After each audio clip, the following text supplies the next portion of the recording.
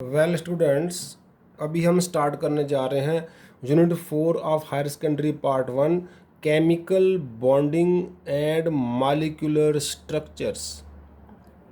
Students, a force of attraction which holds, ऐसी force of attraction जो पकड़ के रखती है टुगेदर द एटम्स हो गया, आयन्स हो गया, इन ए मॉलिक्यूल या कंपाउंड में, उसी को बोलते हैं केमिकल बॉन्ड। इसमें हमें जैसे कुछ टर्म्स का ज़रूरत पड़ेगा, जैसे valence electrons. Already we know electrons of the outermost shell जो होते हैं, जो वैलेंस शेल में इलेक्ट्रॉन होते हैं, उनको बोलते हैं वैलेंस इलेक्ट्रॉन या outer most electrons. Electronic theory of valency, ये बॉन्ड क्यों बनते हैं, एटम्स क्यों आपस में कंपाउंड बनाते हैं, उसके लिए एक वेल नोन थ्योरी है इलेक्ट्रॉनिक थ्योरी ऑफ वैलेंसी, जो हमें प्रोवाइड की थी कॉसल एंड लुइस नाम के साइंटिस्ट ने। तभी इसको बोला जाता है कॉसल लुइस अप्रोच। इसके मेन फीचर्स, मेन पॉइंट्स क्या हैं? Number 1, valency as we know of an atom mainly depends upon number of valence electrons. किसी एटम की वैलेंसी क्या है वो उसके वैलेंस इलेक्ट्रॉन डिसाइड करते हैं, आउटर मोस्ट इलेक्ट्रॉन डिसाइड करते हैं।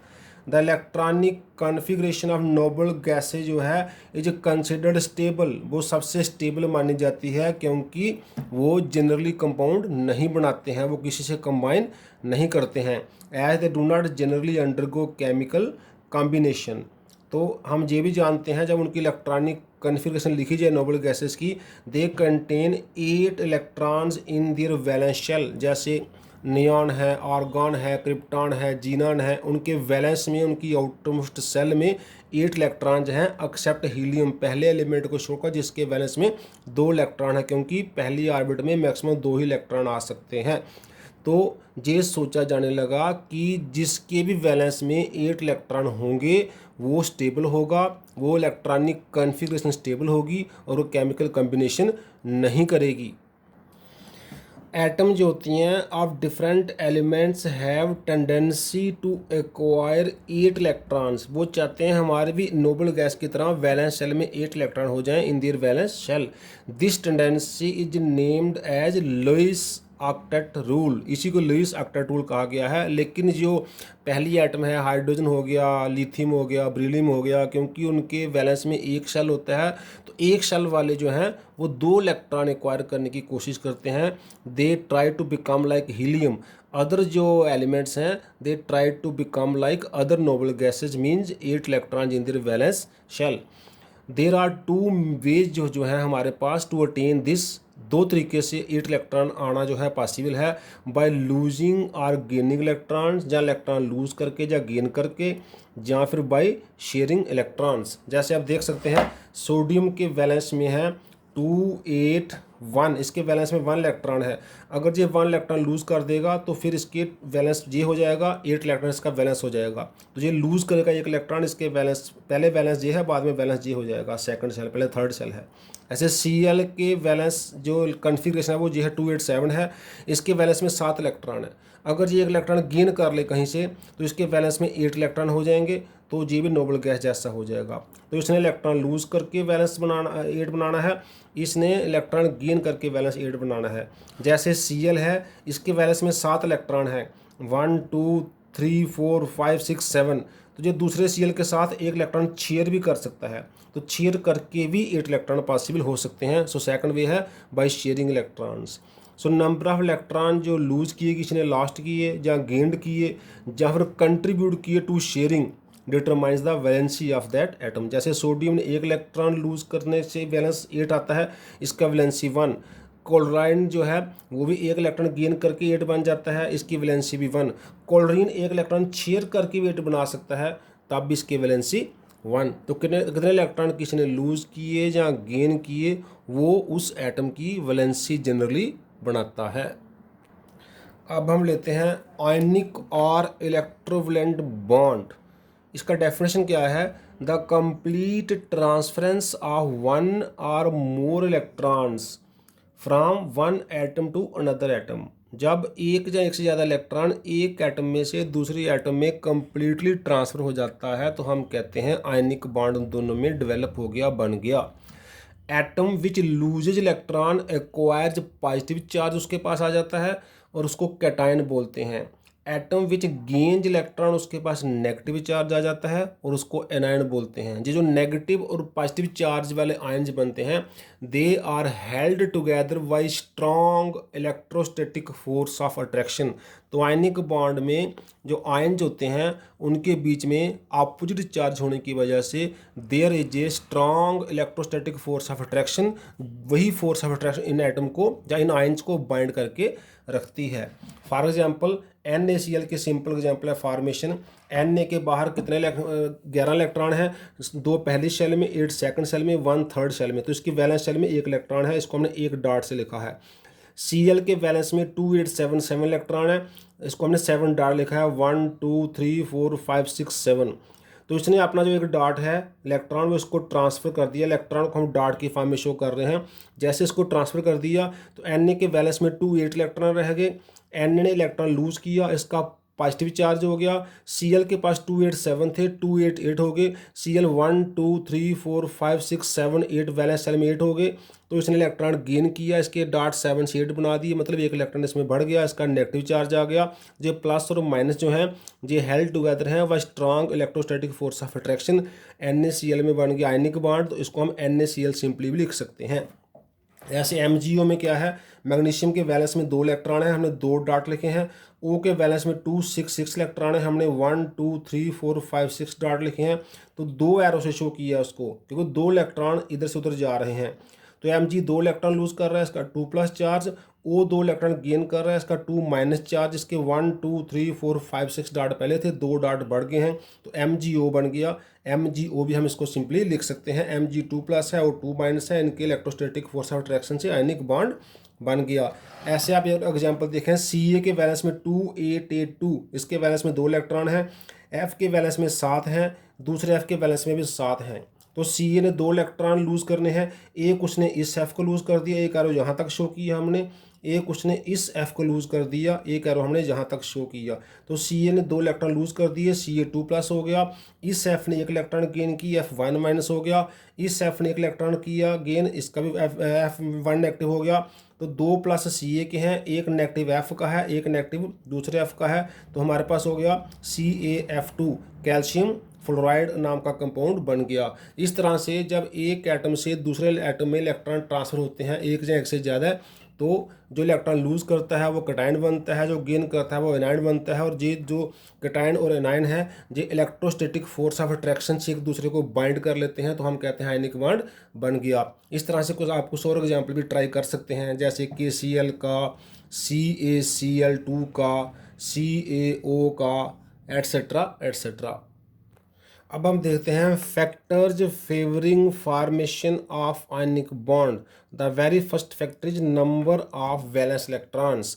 तो अभी हमने देखा जिसके वैलेंस में बच्चे 1 या 2 इलेक्ट्रॉन होंगे वो प्रेफरेबली कैटायन बनाना प्रेफर करेंगे, और जिसके वैलेंस में 7 या 6 इलेक्ट्रॉन होंगे वो एनायन बनाना प्रेफर करेंगे। तो वैलेंस इलेक्ट्रॉन के हिसाब से जिसके वैलेंस में 1 या 2 इलेक्ट्रॉन हैं या जिसके वैलेंस में 7 या 6 इलेक्ट्रॉन हैं वो आपस में आयनिक बॉन्ड बनाना प्रेफर करेंगे। जैसे Na के वैलेंस में 1 इलेक्ट्रॉन है तो Cl के वैलेंस में 7 इलेक्ट्रॉन है, ये लूज़ करेगा ये गेन करेगा तो ईजिली आयनिक बॉन्ड बन जाएगा। Mg के वैलेंस में 2 इलेक्ट्रॉन है तो O के वैलेंस में 6 इलेक्ट्रॉन है, ये 2 लूज़ करेगा ये 2 गेन करेगा तो ईजिली आयनिक बॉन्ड बन जाएगा।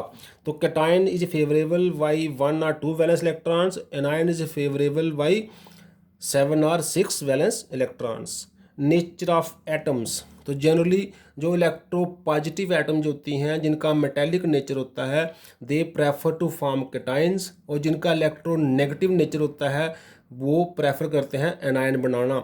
जैसे सोडियम इलेक्ट्रो पॉजिटिव है और क्लोरीन इलेक्ट्रो नेगेटिव एलिमेंट है, तो ये आपस में ईजिली आयनिक बॉन्ड बना लेते हैं। इसके बाद है आयोनाइजेशन एनर्जी।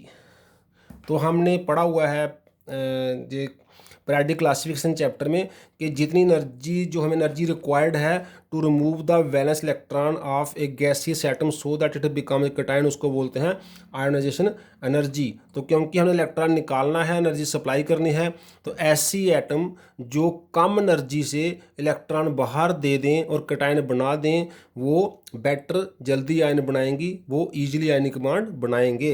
तो जो एस ब्लॉक के एलिमेंट हैं, ग्रुप 1 और ग्रुप 2 के एलिमेंट हैं, उनका लार्ज साइज होने की वजह से दे can easily loose electron by small amount of energy, means उनकी जो आयोनाइजेशन एनर्जी की वैल्यू है वो कम है, इसलिए वो कैटायन जल्दी बनाते हैं।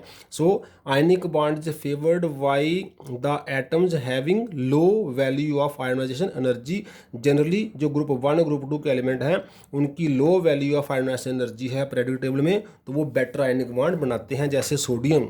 ऐसे ही इसका रिवर्स इलेक्ट्रॉन गेन एंथैल्पी, जब कोई एटम इलेक्ट्रॉन गेन करता है तो उसमें से जो एनर्जी रिलीज होती है वो होती है इलेक्ट्रॉन गेन एंथैल्पी। तो क्योंकि एनर्जी रिलीज हो रही है तो जो जितनी एनर्जी ज़्यादा रिलीज करेगा उतना ज़्यादा स्टेबल होगा, क्योंकि उतनी एनर्जी उसकी कम हो जाएगी, तो वो बेटर आयनिक बॉन्ड बनाएगा, वो ईजिली एनाइन बनाएगा। जैसे हैलोजन जो होते हैं, जैसे क्लोरीन है, फ्लोरीन है, जब उनको इलेक्ट्रॉन दिया जाता है तो वो मोर वैल्यू ऑफ जो है इलेक्ट्रॉन गेन एंथैल्पी रिलीज करते हैं, therefore they easily form anions और they can easily form ionic bond. तो आयोनाइजेशन एनर्जी लो होनी चाहिए, इलेक्ट्रॉन गेन एंथैल्पी हाई होनी चाहिए। तो जो ग्रुप 17 के एलिमेंट हैं, जो ग्रुप 16 एलिमेंट हैं, वो more electron gain enthalpy show करते हैं, इसलिए वो बेटर आयनिक बॉन्ड बनाते हैं। तो बेटर आयनिक बॉन्ड किससे बनेगा?